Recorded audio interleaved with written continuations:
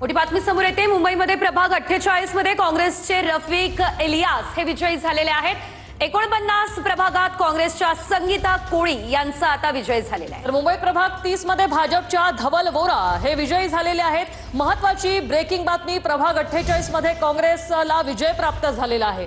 तर मुंबईच्या प्रभाग 131 मधून भाजपच्या राखी जाधव या आघाडीवर असल्याचं पाहायला मिळतंय। तर प्रभाग 132 मधून भाजपच्या रितू तावडे या आघाडीवर असल्याचं पाहायला मिळतंय।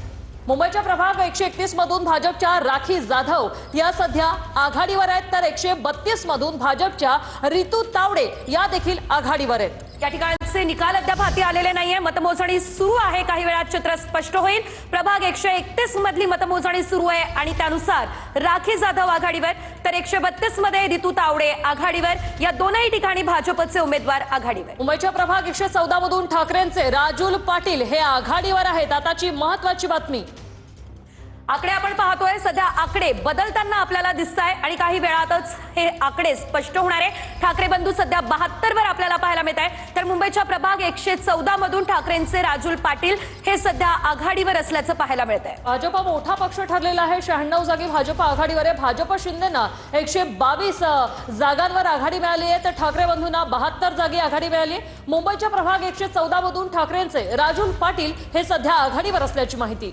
मात्र आपण एकंदरीत पाहिलं तर काँग्रेस काहीशी वाढताना दिसतीये। 15 वर जो आकडा अडकलेला होता तो आता 19 पर्यंत पोहोचलाय।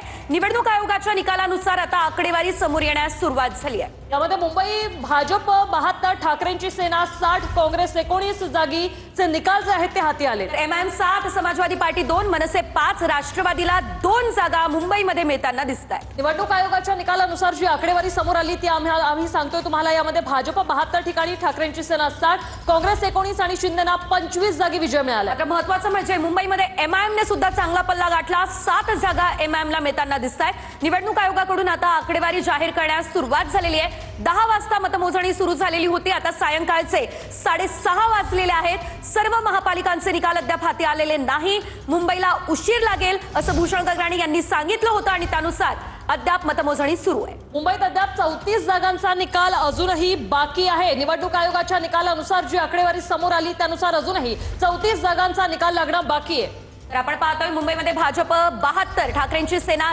60 हे आकडे समोर आलेले आहेत। मात्र मनसेला 5 जागा, राष्ट्रवादीला 2, पवार गट केवळ खातं उघडण्यात यशस्वी ठरलं, 1 जागा मिळाली। अजूनही 34 जागांचा निकाल बाकी आहे। थोडा उशीर होणार आहे। निवडणूक आयोगाने जी आकडेवारी प्रसिद्ध केलेली आहे त्यानुसार आम्ही हे आकडे तुम्हाला सांगतोय। त्यामध्ये मुंबईत भाजप 72, ठाकरेंची सेना 60, काँग्रेस 19, शिंदेना 25 जागी विजय मिळालेला आहे। एकंदरीत आपण जर बघितलं तर सध्या हा आकडा 122